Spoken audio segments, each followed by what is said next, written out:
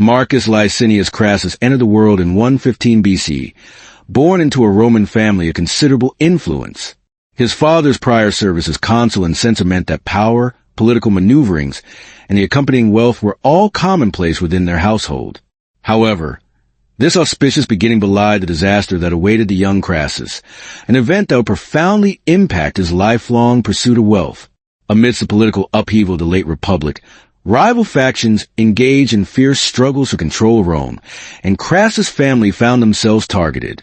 His father, aligning himself with the conservative Optimates, was ultimately driven to suicide during the brutal civil conflict sparked by Gaius Marius and Lucius Cornelius Cinna. Shortly thereafter, Crassus' brother also took his own life. The family's estates were seized, and Marcus was forced to flee, escaping with only a small contingent of loyal slaves. This dramatic reversal of fortune, from opulence to exile, marked a pivotal moment in his life.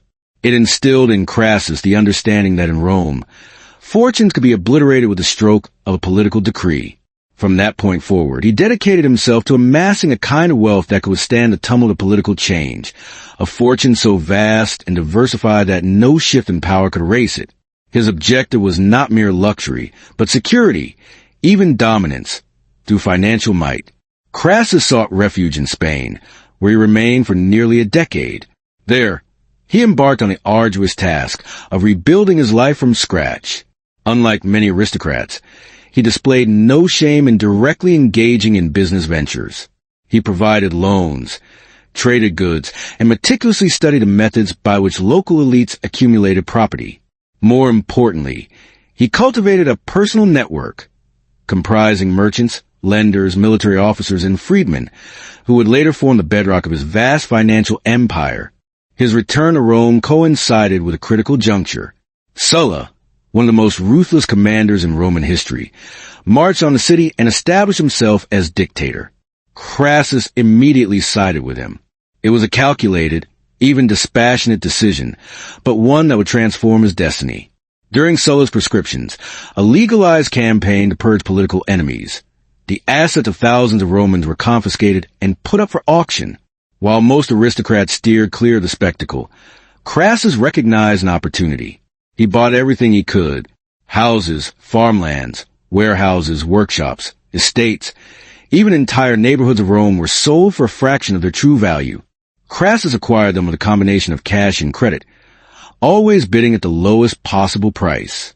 He showed no regard for sentiment, the plight of former owners, or public opinion.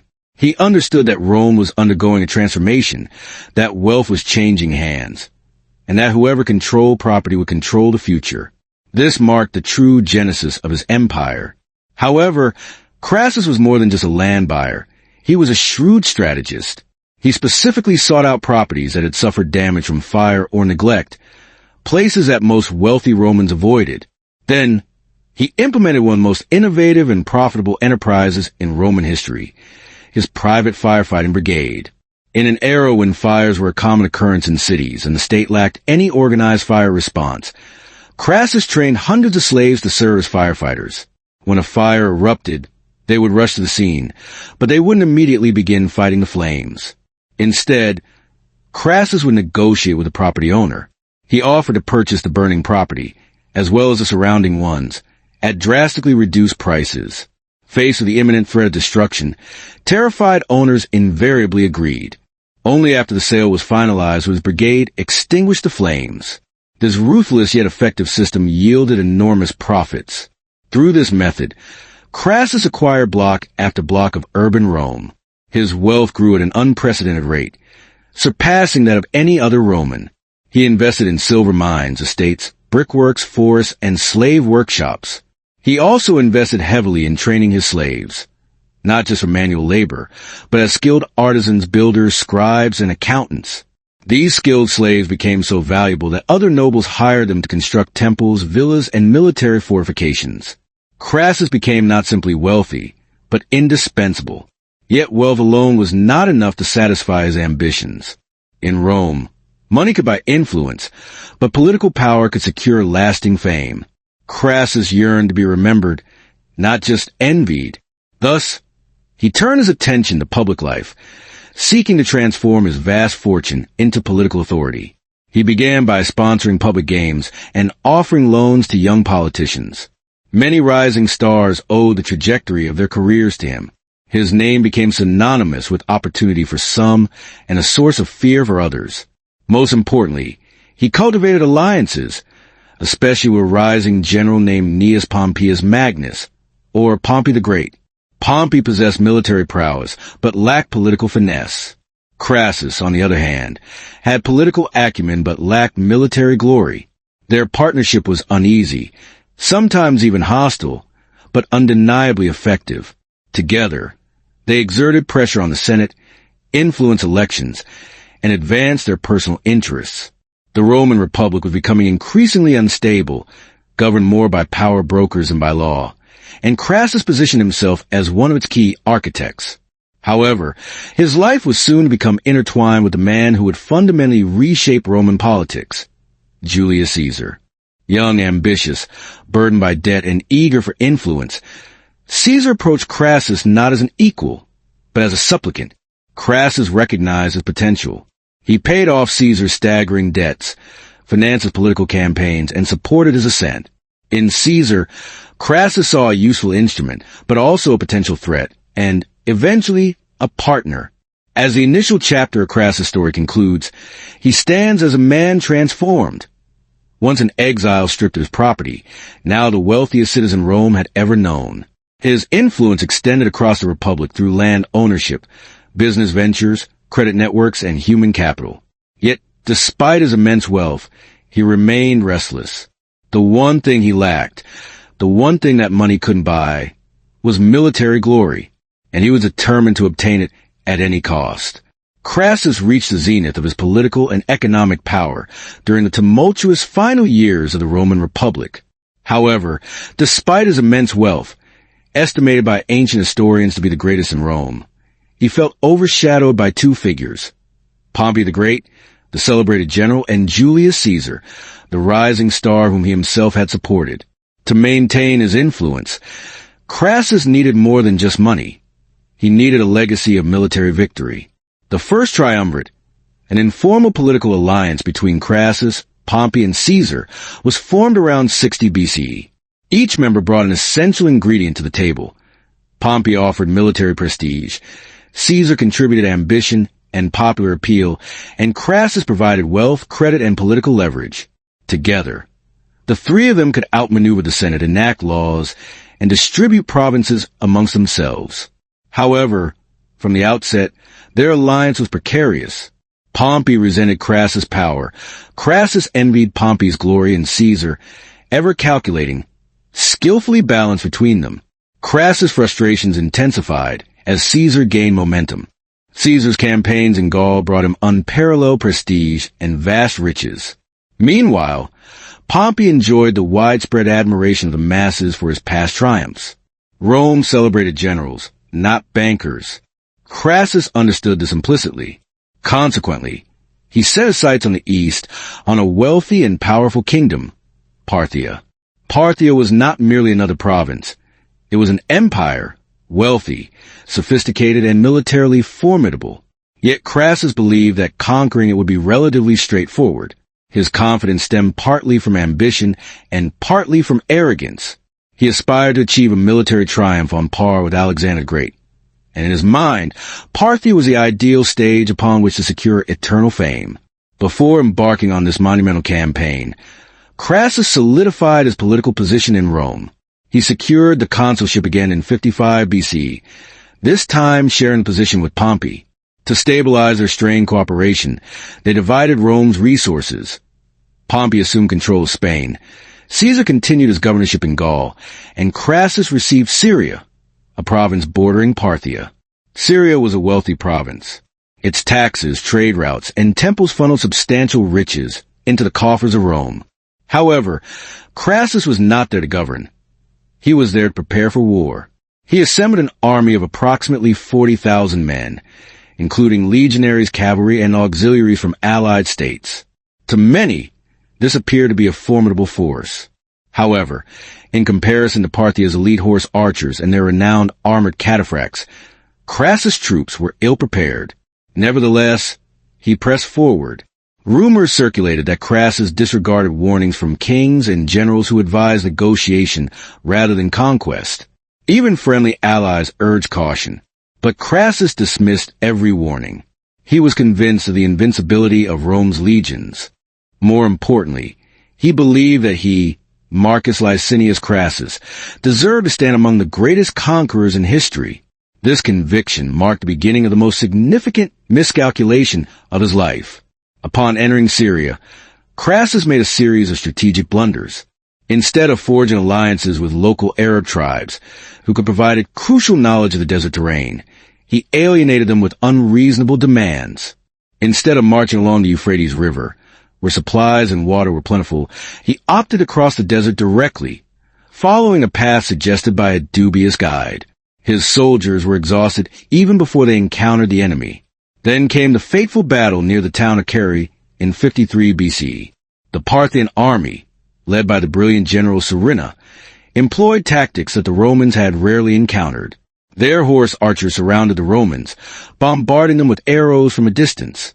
Crassus ordered his infantry to form tight squares, a defensive formation, but in the open desert, it became a death trap. The Roman soldiers were pinned down, unable to advance or retreat. The Parthians rode in circles, firing at will. Their bows were powerful enough to pierce shields, and their horses were fast enough to remain out of reach. Behind them, camel caravans carried vast quantities of arrows, ensuring that the barrage never ceased. Hours turned into an agonizing slaughter. Crassus' son, Publius, commanded the Roman cavalry. Brave and determined to break the encirclement, he led a charge that quickly devolved into a desperate last stand. He and his cavalry were surrounded and annihilated. His death devastated Crassus, shattering his morale and eroding the confidence of his troops. Crassus, consumed by grief yet unable to retreat, ordered his men to hold their positions overnight. Many deserted under the cover of darkness. When dawn arrived, the Roman army was weakened, exhausted, and cornered. Surinna invited Crassus to negotiate, a gesture he presented as an honor, but one designed to humiliate him. Crassus reluctantly agreed. During the tense meeting, a dispute arose and chaos ensued. In the ensuing struggle, Crassus was struck down and killed. His death marked not only the end of his legacy, but also one of Rome's most humiliating defeats. Ancient writers embellished his death with legend. Some claimed that the Parthians poured molten gold into his mouth to mock his insatiable greed. Whether true or not, the symbolism resonated across the centuries. The wealthiest man in Rome died attempting to acquire something that money could not buy: glory. The consequences were far-reaching. The First Triumvirate collapsed, Pompey and Caesar became rivals, and civil war soon erupted. Rome spiraled into chaos. Crassus, the man who had once maintained the Republic's balance with his immense fortune, had been the only force capable of restraining the ambitions of both Caesar and Pompey. Without him, Rome's fate changed forever. Yet Crassus' story is not solely one of failure. His rise from exile to immense power remains one of the most remarkable economic transformations in history. His death at Carrhae, though tragic, cemented his place as a symbol, a warning about ambition without adequate preparation, power without wisdom, and the perils of seeking glory at any cost. Crassus' return to Rome marked not only the resurgence of a wealthy nobleman, but the emergence of political force that would soon reshape the Republic from within. His fortune, already substantial, was becoming a weapon far more potent than any legion. Rome was a city where votes were swayed by gifts, loyalties were bought with favors, and reputations were built on public generosity. Crassus understood these dynamics better than anyone. He realized that the path to true power was not forged by swords, but by gold. His primary objective was to firmly establish himself within Rome's political hierarchy. To achieve this, he invested heavily in cultivating public influence, sponsoring lavish feasts, financing games, and lending money to senators who would later be indebted to him. Many political careers in Rome quietly depended on Crassus' private accounts, and he never forgot a debt, not even one incurred by a future leader of Rome. Crassus' greatest opportunity arose during the rise of Gnaeus Pompeius Magnus, Pompey the Great. Pompey was a military hero, adored by the public, but he lacked the political connections necessary to wield full authority. Crassus, on the other hand, possessed every connection that money could buy. Although their relationship began with tension and rivalry, they soon recognized that they needed each other. Rome was too vast, too chaotic, and too divided for any single man to control alone. Crassus funded political initiatives that enhanced Pompey's public image, while Pompey's military victories indirectly elevated Crassus' own standing. Despite this, both men remained wary of each other, constantly calculating and comparing their reputations.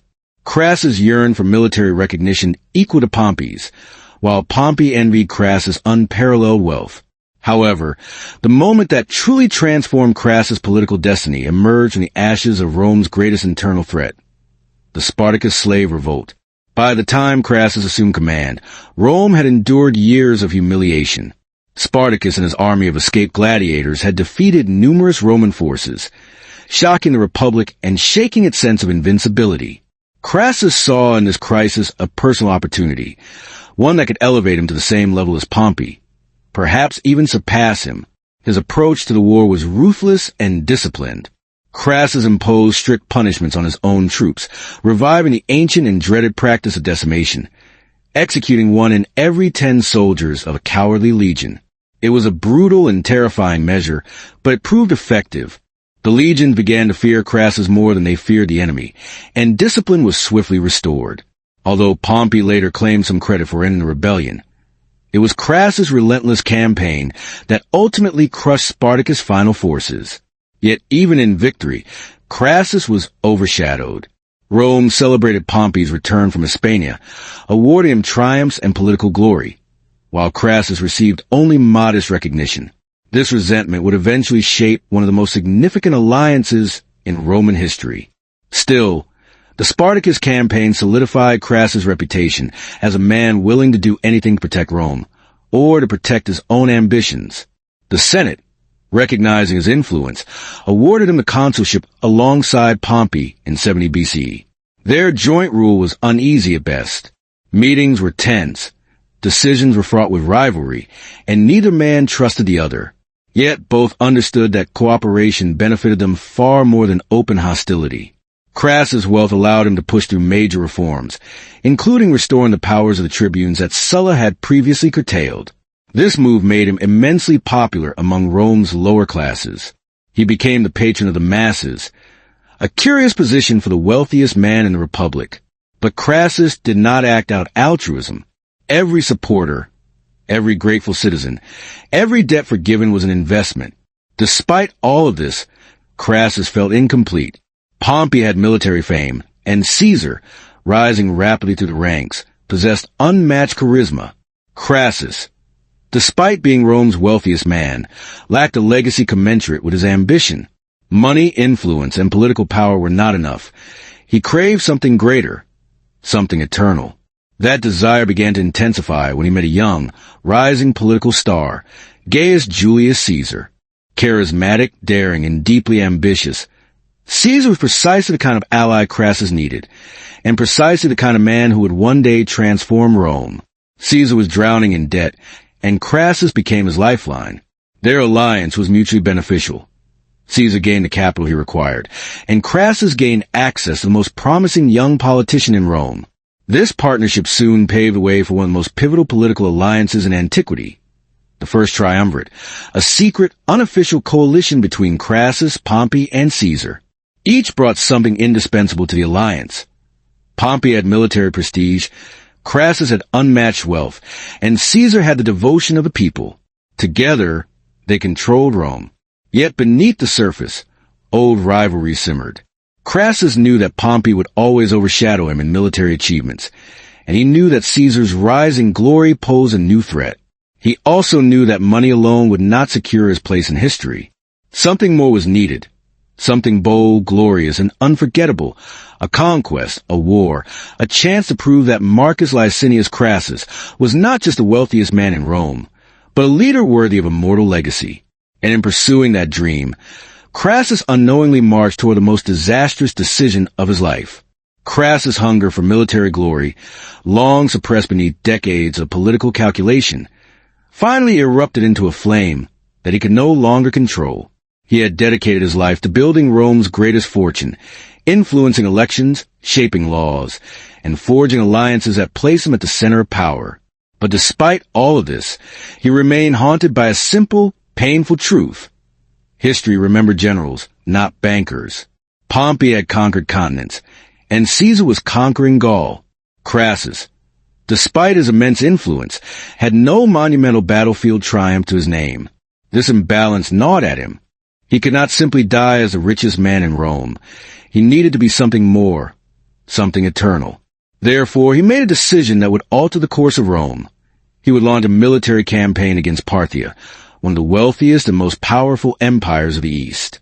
To Crassus, the Parthian Empire seemed like the perfect target. Rich cities, vast trade routes, armies he believed were outdated compared to Roman legions, and, above all, a victory that would elevate him to the same mythic status as Caesar and Pompey. He convinced himself and those around him that the war would be swift and glorious. However, the reality was far darker. Many in the Senate opposed the idea, warning that Parthia was not a weak kingdom but a formidable empire, feared even by Rome's greatest generals. Pompey expressed concerns, perhaps sincerely, perhaps hoping for Crassus' failure. Caesar, preoccupied with his campaigns in Gaul, supported the campaign. He needed Crassus to remain influential to maintain the balance of their triumvirate. In the end, Crassus pushed forward. Wealthy, ambitious, and determined, he believed that destiny was finally calling his name. He assembled an enormous army, 7 legions, thousands of cavalry, and supporting troops, one of the largest forces that Rome had ever assembled for a single eastern campaign. As he marched through Syria, he demanded supplies, seized territory, and alienated allies with his arrogance. His focus was solely on glory, not diplomacy. Local leaders implored him to reconsider his route, warning him of the Parthians' unique fighting style. Mounted archers who could shoot with deadly precision while retreating at high speed. Rome had never faced enemies like these. But Crassus dismissed every warning, believing that victory could be bought in the same way that he had acquired everything else in his life. When the Parthian army finally appeared on the horizon, they bore little resemblance to what Crassus had anticipated. There was no disorganized infantry or city militias. Instead, thousands of elite horse archers and heavily armored cataphracts moved in disciplined formations across the open desert. The Battle of Carrhae had begun. The Roman legions, trained for close combat, advanced in tight formations. However, the Parthians simply maintained their distance, raining down arrows from afar. Their bows, constructed from layers of horn and sinew, could pierce Roman shields and armor. And when the Romans attempted to charge, the Parthians retreated effortlessly, firing as they rode. Crassus was stunned. Nothing in his life of wealth and politics had prepared him for an enemy that he could not reach. His men fought bravely, but the desert transformed into a killing ground. The heat sapped their strength, and the arrows never ceased. Every attempt to close the distance proved futile. Crassus' Syrian allies fled early, leaving him even more vulnerable. The Parthians then unleashed their heavy cavalry. The cataphracts, armored from head to toe, charged with spears, their impact resembling thunder crashing across the battlefield. Roman formations shattered, officers fell, and entire cohorts collapsed. Crassus' dream of glory died in the dust long before he did. By nightfall, the Roman army was all but annihilated. The survivors begged Crassus to retreat to the mountains, but he hesitated, torn between fear and pride. Parthian envoys approached, offering negotiations, and a desperate Crassus agreed. It was a trap. During the meeting, a dispute erupted, and the Parthians attacked, killing Crassus and several Roman officers. His death was brutal, but what followed became the stuff of legend and humiliation. Some ancient sources claim that the Parthians poured molten gold down his throat, a symbolic punishment for a man whose hunger for wealth was insatiable. Others claim that his head and right hand were sent to the Parthian king as a trophy. Whether these accounts are literal or exaggerated, their meaning remains the same. Crassus' life, built on wealth and ambition, ended in the most ironic catastrophe imaginable. Back in Rome, the news of his death shattered the delicate balance of the triumvirate. Caesar had lost his financial patron, and Pompey had lost his political counterweight. Without Crassus to maintain the peace, the conflict between Caesar and Pompey, once held in check by his presence, began to escalate. The death of Crassus did not merely extinguish one man's ambitions. It paved the way for the Roman Civil War and, ultimately, the fall of the Roman Republic. The story of Marcus Licinius Crassus reaches its final chapter, a chapter filled with tragedy, ambition, and the unwavering belief that Rome's destiny belonged to those bold enough to seize it. After suppressing the Spartacus rebellion and securing immense political influence, Crassus understood that wealth alone could never place him alongside Rome's greatest figures. Pompey had achieved glory through eastern conquests, and Caesar was rewriting history with his victories in Gaul. Crassus possessed neither, and for a Roman of his stature, this was unacceptable. Driven by a desperate desire to claim a military triumph, Crassus set his sights on Parthia. Many senators warned him that Parthia was unlike any enemy Rome had faced, a vast empire of horse archers and desert warriors. But Crassus, who had rebuilt his fortune from chaos once before, was convinced that determination and money could conquer anything. The omens were ominous. Panicked war horses, fallen standards, and priests collapsing during rituals.